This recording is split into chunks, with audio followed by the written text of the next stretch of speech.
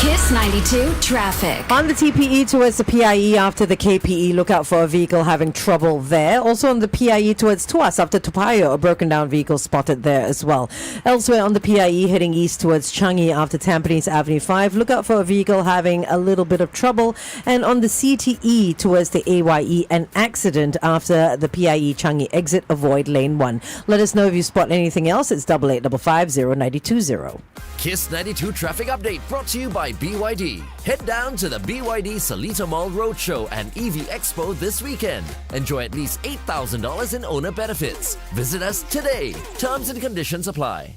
Welcome to The Big Show and The Big Show TV. Our guest for this morning is from Atta Medical Clinic, Dr. Leonard Leng. And let me tell you a little bit about Dr. Leonard Leng. He's a registered family physician and board-certified lifestyle medicine physician from the American College of Lifestyle Medicine, focused on evidence-based lifestyle interventions. He graduated from NUS Medical School and completed postgraduate training in family medicine, occupational medicine, and lifestyle medicine as well. He's a founding member and vice president of the Singaporean Society of Lifestyle Medicine, and he practices at Atta Medical, delivering personalized, prevention-focused care. Welcome, Dr. Leng. Thank you for having me. Wow, Yes. such a long list of accolades that Glenn was running through, and you look like you're barely 25 years old. I always attribute it to good genetics, actually. Oh, nice. Yeah, no secret elixir I'm taking, unfortunately. Well, speaking of secret elixir, I mean, I just want to touch on the whole lifestyle medicine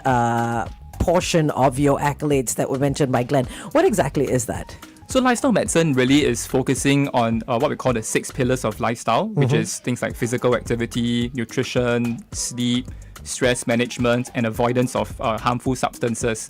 And then not just these pillars, but the way that we deliver it, the way that we help patients through it, behavioral change, right? That's the whole concept of lifestyle medicine. Oh, nice. Right? Okay. And we believe that it can really help to reverse, treat, and prevent chronic disease as well. So if I come up to you and I say, doctor, I've been drinking a lot. Yeah. So I need to, make sure that my liver is fine. Yes. You can help me out as well. Oh, definitely. He'll just tell you to stop. In a very nice way. No, but I mean, based on how you were just describing it doesn't sound like, oh, you wait till something is wrong and then we would come and then you help with the symptoms. Sounds like a process, an ongoing process throughout not just the month, but the year, throughout your entire life, actually. Definitely. So, I mean, I will always say that everybody on the spectrum, whether you are very well or you're very sick, everybody would actually benefit from some kind of a lifestyle intervention. Yeah. Okay, so when we talk about lifestyle intervention and lifestyle medicine, is this what you would also recommend for losing weight? Because a lot of people find it so hard to lose weight. Yes, so absolutely. I mean, lifestyle intervention and lifestyle pillars are applicable for everybody, especially if you are trying to lose weight, obviously, right? So same thing, like physical activity, getting sufficient sleep, right? All these things are very important foundations for weight loss. Okay, but I mean, when it comes to the pillars, I'm assuming there's some sort of consistency. That's why they call pillars, right? But the amount of focus on each pillar will change depending on where in your life you are, right? So for instance, when you are younger, maybe if you want to lose weight, maybe this pillar is what you need to focus on. As you get older, due to body changes and all that, then you've got to kind of rejig stuff around. Is that correct? Yes, definitely. So, I mean, we kind of have to focus on different areas, also dependent on the patient's preferences, right? Life circumstance, logistical reasons as well, right? And then we have to tailor that kind of advice, right, and prescription for the patient. But are we talking about people who are obese here? Or are we talking about people like myself who would like to lose maybe another 5 kilos or something like that? Yeah, I mean, both actually, right? And of course, I mean, one thing to be clear as well, there are people who really try their best, right? And they've instituted all the lifestyle measures, and they still find it a bit of difficulty losing weight, right? So for such a circumstance, obviously, there are other options that we can bring up to discuss with them as well. Okay. Some people they know they have to lose weight, but they just can't. Yes. I mean, what do you boil that down to? Is it basic willpower? Is it laziness? Is it unwillingness to try? Let's talk about it on The Big Show TV. All right, it's 9:26. Kiss 92 Time Check, brought to you by BYD. Because there are some people that go through their whole lives just trying to lose weight, and they really, really want to, but they just can't. Yes. So I'm sure we have all watched some TikTok video of people losing 10 kilograms from walking on an inclined treadmill. Yes. Or doing intermittent fasting and they lost 20 kilograms. And if anybody belongs to that category, I mean, congratulations to you from the bottom of my heart. Right. But there are definitely people who really struggle, and sometimes it can be due to things like your genetics, hormones, what we call microbiome, which is like the gut bacteria. As well as obviously the environment, right? When we walk through the shopping mall, MRT station, there's like curry puffs and satay, Temptation. Hokkien mee. Everything is everywhere. It's very convenient, right? So because of this whole environment, all the factors that I just mentioned, it may be a bit challenging for some people to lose a significant amount of weight and keep it off for a prolonged period of time. Okay. So, I mean, we know this by now, right? There is no one size fits all. Yes. Okay. But truthfully, doctor, how many sizes are there, right? I mean, at some point, you want to find something that works for you. Yes. So you try this, and then somebody else says you try that. Yep. It's endless. The number of different people out there you can get through before you find something that works for you. Yes. So lifestyle factors, like I said, is the foundation, right? And if we can't really, lose a significant amount of weight or keep it off consistently, then we move on to the next topic, which is usually medications. Right, and of course, for the most significant or severe cases, then obviously surgery is something that is discussed as well with the patient. What about things like fad exercises, fad diet, fake instructions that they find on TikTok, like you mentioned earlier, TikTok, Instagram, YouTube? People are constantly on their phones. I see all sorts of videos going through people's phones while I'm on the train and stuff like that, all sorts of diets and all that. What do you have to say about that? Like, how careful do people have to be before going down that road? Yeah, I think in terms of exercise, I don't think there's a fake exercise. I would just say that, not all kinds of exercise would be applicable for everybody. Like I said, the example of the guy walking on a treadmill for 1 hour. I mean, I have many patients who also try walking on a treadmill and everything, and they lose like maybe 2 kilograms or 3 kilograms, even after trying. For dietary patterns and all that, I think one thing to be mindful of is just to make sure that it's not causing any harm. Right, there are people who have a very adverse reaction to some of these very restrictive kind of dietary patterns, and that is something that you really need to look out for. Okay. No, I mean, I was just thinking about this. It's like, there's so many things going out on TikTok and Instagram these days. You really don't know what is real and what is not, Especially with AI now. Exactly. Yeah. So I think the best way is to go and see a doctor like, Dr. Leonard Leng at Atta Medical and just get it right the first time. What are your opinions in terms of just how dangerous it is, to be following stuff that, there are a lot of fitness influencers, diet, influencers. You have absolutely no idea exactly what their accreditations are, but they are going out on social media and they're doing these things. On one hand, yes. I mean, best case scenario, it doesn't work for you. But worst case scenario, it can seriously do some damage to your health. Especially if they're taking all kinds of diet pills and so on and so forth. Yes. So, I mean, obviously, in terms of diet pills, most of them are kind of supplements and all that. I mean, they're not exactly something that's regulated like medications. So we can't really be sure what's inside of them. I mean, obviously, you might get some health problems with them.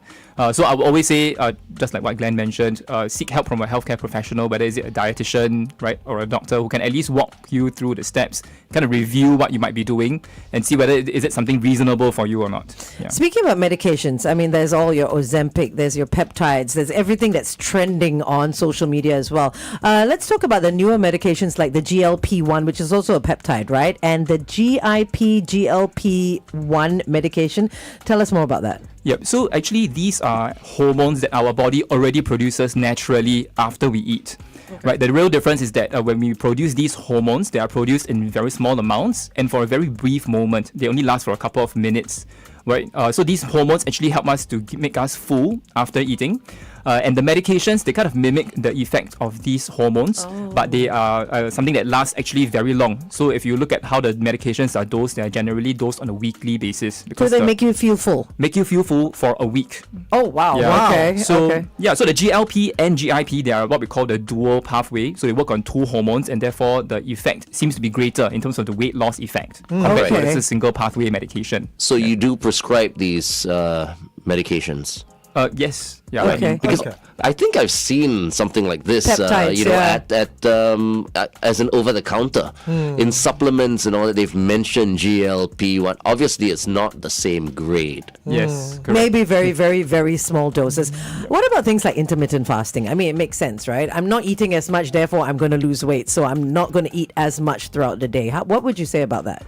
I would say the first thing is to make sure that you're actually in a caloric deficit during intermittent fasting, right? Because some people kind of like binge during the eating window, right? That kind of defeats the purpose. So if you're eating like burgers and fried chicken and all that during that the eating window, you're not exactly in a caloric deficit. And the second thing is that it needs to be something that is sustainable. Right, it's not something that you do for a 3-month kind of period, all right, or 6 months. It's something that I always tell my patients, you got to see yourself doing this for the next 30 to 40 years of your life, okay? Wow. Because it's something that needs to be sustainable. There's no point going on a crash diet, right? You're doing it for 3 months, you lose 20 kilograms, for example, but you revert back to your usual eating pattern right after. Your weight is just going to come right back up. Right? Yeah, I feel like Angel was talking about me actually because to segue on that point, and I wanted to talk to you as well about the using some of these medications to lose your appetite and all that, to curb your appetite, but that is not always the best thing to do, right? Because I was just complaining to my team earlier this morning. I've cut down on my meals. Glenn calls it intermittent fasting. Where sometimes I will go through an entire day where I don't eat, right? And then I will binge because I'm starving by the time. But because there is so much time before the next meal where I haven't eaten anything, I feel like I'm going through some indigestion as well. Too much acid in the stomach, I'm burping a lot. I just feel a general discomfort, which is not something that's good for you, is it? Yeah, I would say that's something that I usually discuss with my patients. So it needs to be something that's individualized, right? There are people who really feel great on what they call OMAD, or 1 meal a day, and they swear by it. They say that, my whole life has radically changed. I'm able to focus. I don't get any gastric problems, and good on them, perfectly fine. But if you're having lots of digestive problems, and for you, you kind of need to focus at your work, right? You can't be running to the toilet or something halfway through, so you might not be that suitable in your circumstance, for example. Right? Yeah. Let's talk about hunger. Is all hunger the same? Because sometimes at night I feel like I'm hungry, but then I drink some water and then just realize I'm thirsty and tired. Yeah. And then other days you wake up and you're feeling like your stomach is about to cave because you're so hungry. So is all hunger equal? Yeah, so there are different kinds of hunger, right? I guess the first kind of hunger is what you kind of was referring to, which is what we call the needs-based hunger or homeostatic hunger. This is the hunger you experience when you have been starving the whole day, you've not eaten, right? And by the evening, for example, you are famished. You just want to eat to replenish the fuel in your body, for example. The second kind of hunger is what we call a craving kind of hunger. In the scientific terms, we call it hedonic hunger. And this is the kind of hunger we experience, when we are at the buffet line. You've finished like 2-3 plates, you've done your sashimi, your beef steak and everything, and you walk past that dessert station. And you still right? go for and it. You see that chocolate cake over there, and you tell your friend, my stomach is bursting right now, but I have to have that piece of chocolate cake. Or that hedonic, hedonic, is that the same thing you experience when you're at night in bed and you're scrolling through your Instagram, and you click on one food reel, and because of that your algorithm changes and then 10 other food reels show up, and before you know it you're like, I need to eat this, and you weren't even hungry to begin with, but now you are. Exactly. Right. Yeah, you're absolutely correct. So there are just the two different types There's of another hunger? thing that is emerging right now in terms of the science. It's called the microbiome hunger. Right? It's pretty interesting to me because I was just learning about it recently as well. That the gut bacteria actually influences to some extent, right, our appetite regulation as well. Yeah, so they're not just sitting around doing nothing. And I hear the microbiome is also genetic as well. And it's also environmental, right? Yes, environmental. I wouldn't say From the entirely mother genetic, as well. but yes, from the mother when you are born, right, all the way to the environment that you're encountering throughout your lifetime. This is something that shapes the gut microbiome. Yeah. Very interesting. So, doctor, tell us how many ATA clinics are there right now? Okay, currently we have 4 clinics, right? Orchard, in Tanjong Pagar, and Novena, and Jurong East as well. Yeah. Okay, all right. Let's go on air once again, and then, we'll continue the conversation with Dr. Leng. Island over the coming decades to house future industries, power infrastructure, and defense needs. PM Wong said Pulau Semakau, Pulau Bukom, and Pulau Sudong could be merged through land reclamation, similar to how Jurong Island was formed from several offshore islands.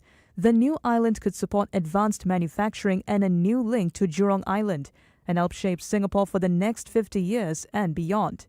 PM Wong said the government will also balance development with Singapore's green spaces, biodiversity and heritage. Those were your news headlines from the Straits Times. Read more at straitstimes.com. Kiss 92 traffic. All right, here's what's happening on the roads. On the PIE towards Changi at Upper Serangoon Road's exit, a vehicle has broken down.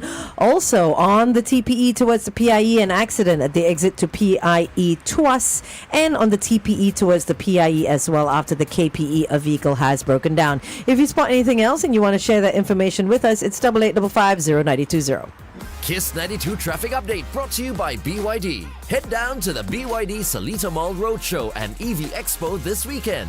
Enjoy at least $8,000 in owner benefits. Visit us today. Terms and conditions apply. We're back on The Big Show and The Big Show TV live on Facebook as well as YouTube right now with Dr. Leonard Leng, who is a registered family physician and board-certified lifestyle medicine physician. Welcome to the show, Dr. Leng. And I just want to ask you, if someone were to go down to Ata Medical Clinic right now, what would be the what would the process be like if, let's say, I go up to you and I see you and I go like, doctor, I want to lose weight. What kind of analysis do you have to put the patient through at that point? Yep. So I guess the basics would be to get some parameters to verify that your weight is really high, right? For example, and we also do a body composition analysis, looking at your body fat percentage, visceral fat level, which is the fats deep inside the organs, muscle mass. So that's more of the objective measures. And then obviously we need to kind of have a discussion about your lifestyle habits, right? Your dietary patterns, sleeping patterns, right? Stress levels and all those. And obviously previous attempts at weight loss, medical history, right? Understanding your background, right? All these things help us to shape the discussion that we need to have, right? About managing the weight. So we spoke a little bit about newer medications that are on the market now for people to help people lose weight. And a lot of stuff has been trending on things like TikTok and Instagram about things like Ozempic, how superstars and rock stars and celebrities are taking this medication and all becoming stick thin, right? But we also have something called the GLP-1 as well as the GLP-1, which is like a peptide, right? Are these medications safe or are they meant to be taken for a lifetime? Yep. So generally these medications are safe. Okay, the most common side effects would be what we call gastrointestinal or GI side effects, right? Nausea, vomiting, constipation, diarrhea, for example. And the good news is that these side effects are generally mild and they tend to taper off as the weeks go by. So many of our patients are able to tolerate the medications actually. Okay, what about sudden stopping? Okay, because we hear a lot about different medications and all that. Oh, while you're on it, it's fine. But when you suddenly stop, that's when you start seeing all these symptoms and side effects. So in this particular range of family of medications, is stopping fine when you eventually come to the end? Yep, so actually these medications are meant to be chronic and long-term. There are patients who, of course, due to various reasons, want to be tapering it off or stopping. Generally, studies do show that there is some kind of a rebound effect, right? When the appetite comes back, some weight may be returning to the body as well. Yeah, so of course, I always get my patients to kind of make sure that they prepare for that moment, right? Means you have to build your lifestyle habits to that point when you choose to taper off the medications. Your body is prepared, your mind is prepared, so that the rebound may not be there. Right. But I guess, when they go down and see you and you guys work out a plan and all that, they need to be patient and trust the process because it's not something that's going to be, happening overnight. Oh, definitely. It's not overnight. Okay. Yeah, Let's continue to talk to Dr. Leonard Leng on The Big Show TV. Meantime, here's Jonas Blue featuring Jack and Jack. This is Rise on Kiss 92. All right. So obviously as a doctor, right, you definitely, I'm sure, do not want to talk about guarantees, okay? Because, hey, when it comes to different weight loss strategies and methods and all that, different strokes, different folks. There is something different for everybody. What works for one may not work for the other. Yeah, we talked a little bit about no one size fits all. But in your experience, because you've been doing this for quite a while, is there one that always seems to be more effective to suit everybody more than everything else, where, sure, it may not work 100% for everybody all the time, but at least 99.999999 seems to work every time somebody tries. Wait, just to be clear, are you referring to the medications? Not medication. I'm talking about lifestyle change, technique. Yes, something that, well, if your go-to, okay, if you have to try something, this is the first thing you try doing first. Unfortunately, there really isn't a 99.99% one-size-fits-all, really, because everybody's genetics and biology really makes a difference. But exercise has to play a big part of it in this whole weight loss journey, right? Yeah, I mean, actually, it seems the dietary pattern and the nutrition seems to play a bigger role than exercise. Wow, okay. But exercise is still extremely important, right, in determining your weight maintenance and also the type of weight you lose, right? We don't want to be losing muscle mass. You want to be losing body fat, for example. Right? Which is actually my next question. So when someone loses a lot of weight, and again, I turn to social media because everybody's on social media, they see a lot of loose skin, they see these people that have lost hundreds of kilos, some of them, and they're doing really, really well. But are they also losing muscle as well as maybe bone mass or bone density? What exactly do they lose when they lose a big amount of weight? Yeah, so to be clear, I mean, weight loss through various reasons, methods rather, like dietary changes or medications or even surgery, as long as there's some weight loss, right, there is going to be some level of muscle and bone loss as well, okay? So it's not just something that's unique to medications. Yeah, but of course, to be clear, there are ways that we can kind of mitigate that, and that is none other than physical activity, in particular strength training, as well as maintaining adequate protein intake. Yeah, so the person shouldn't just be eating a bowl of salad for the entire day, for example. There's going to be too little nutrition. Yeah. Okay. See, weight training, guys. Weight training, strength is so important. Very, very important. Especially as you get older as well. I keep hearing that strength over cardio. All I heard from that is don't eat salad. Vegetables, yeah. No. I brought the weights in for everybody to use. Yes. Okay, let's talk about what's the future for medicine for obesity or for people that are looking to lose weight. And what are we what's the looking at? difference? I want to ask you, what's the difference between Ozempic and, for example, The peptides. the GLP-1, So Ozempic is just GLP-1 medication. Oh, I see. Right? Oh, It's just a brand name, right? For that. Yeah. So there are various brands under that GLP-1 kind of category. Okay. All right. And then the newer one would be the GLP plus GIP medication. Yeah. So the newer ones, which is dual pathway, tends to be more effective for weight loss. What's GIP? Sorry, I'm not sure about the exact. Okay, all right, I can't remember the exact No name worries. offhand now. Sorry. Okay, but obviously you guys heavily control. You don't just prescribe to everybody, right? Yes.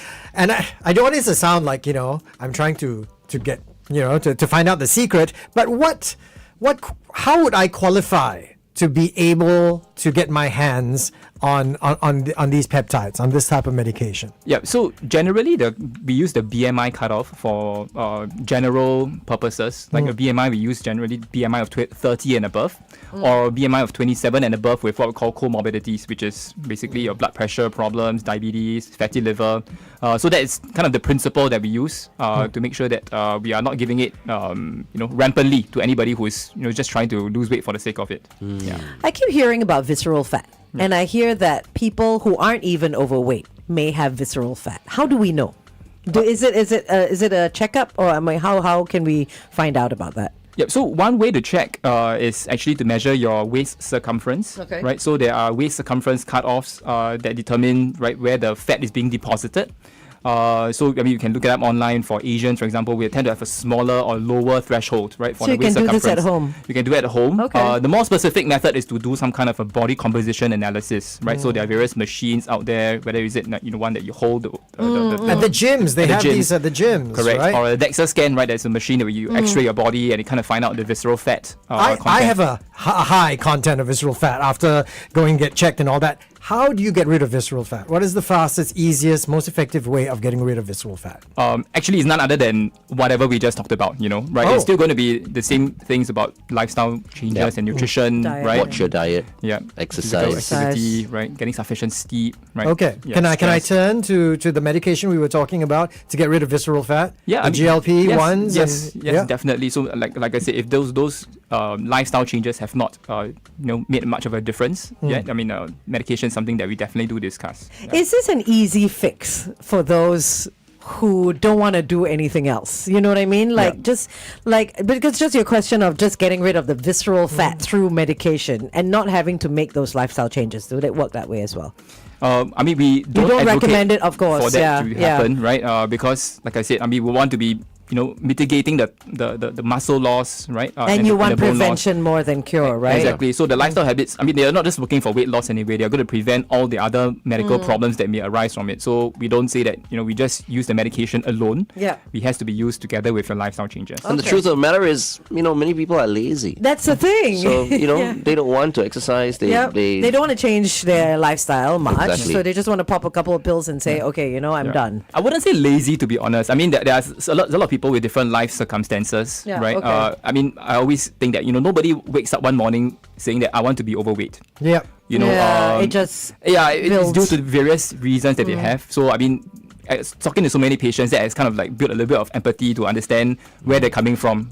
Right. If life is great, everybody would want to be spending 2 hours in the gym. Of course, 3 hours doing meal prep, for example, right? I think a lot of it as well is like people, they can't get used to the idea. And once again, I speak for myself that you change, your body changes. You can no longer live like you're 18 when you are in your 40s, right? Yes, definitely. And once again, I was just complaining to my team today. It's like, oh my God, now I eat one meal, I already feel so full already. I weep for the memory. Last time I used to hit the buffets, and some of the guys here have known me long enough to see how I used to eat, right? And I'm just a shell of myself. Now I inhale, I take one scoop of ice cream, and 3 kilos heavier. So he's a good example, I guess, because he loves his food. He's clearly not overweight, right? He loves his food, but he binge eats, and then he doesn't eat the whole day, and then he has dinner the next day, and then he doesn't eat the whole day, and is that dangerous? Or is that not ideal? I would say it's not ideal, right? Simply because, I mean, when you enter into your binge eating hour, right, you might be unrestrained, right, in your eating pattern. Because that was my understanding of intermittent fasting. Like within that window, you can eat as much as you want, as long as you don't eat the rest of the. He just said the caloric has to balance out, right? Yeah. So, which is why sometimes, I mean, in such a situation, we get people to kind of eat more meals. Yeah. Okay. Right. Okay, let's go back on air one last time.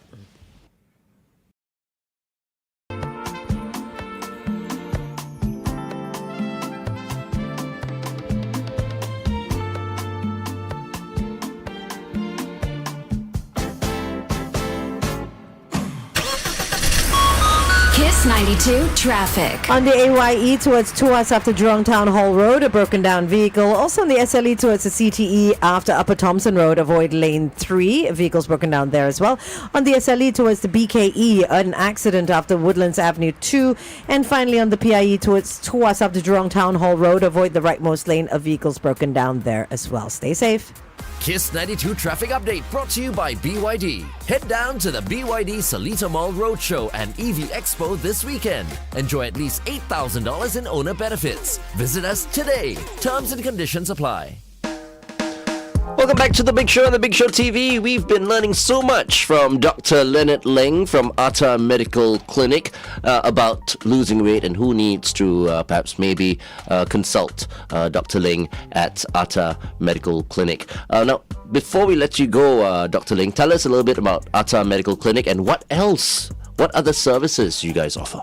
Yep. So we are primarily a primary care clinic, GP clinic. So we do your chronic disease management, travel medicine, sexually transmitted disease, allergy testings, as well as obviously health screening, right? So we do health screening from a very wide range of services, from imaging to blood tests, right, to bone checks, heart checks, right? So we do quite a lot of different things in our clinics. Okay. Okay. And you have 4 of them across the island. You said Tanjong Pagar, Camden Medical Center, Jurong, and Novena. Yes, right? that's right. Okay. Yeah. Yes. Okay. Very conveniently. The Novena one is located in a building that is also very famous for a hot pot restaurant. Oh my goodness! Yeah. See him and his food. You see, He's a foodie. everything is food. Everything This goes back guy to food. is a foodie. Yes. 100%. You need to go see Dr. Leng. All right. Absolutely. You need to try and figure out how to balance everything out. For And sure. he doesn't exercise as well. Yeah. So we're trying to get him Exercise to my take up gut, a that's sport. about it. And he doesn't eat vegetables. He does not eat Does vegetables. not I'd be eat the perfect. vegetables. I am the perfect client for Atta. You should get Dr. Leng to check you out. For sure. Perfect specimen, more like it. All right. Thank you so much, Dr. Leng, for joining us today. Anything you want to say before we let you go? So I would just say that, if you have ever struggled with your weight, don't blame yourself, right? I think the most important thing is to find the right support for your right situation, right? And there's always help that's available. Okay, all right, perfect. Thank you so much. I think you've encouraged quite a number of people today. And remember, if you want to lose weight, do it the right way. Yes. All right? Don't go with the trends. Don't go with these fat diets and all that. Go look for Dr. Leonard Leng at Atta Medical Clinic. Thank you so much, Dr. Leng, for joining us Thank you for today. having me. Yeah.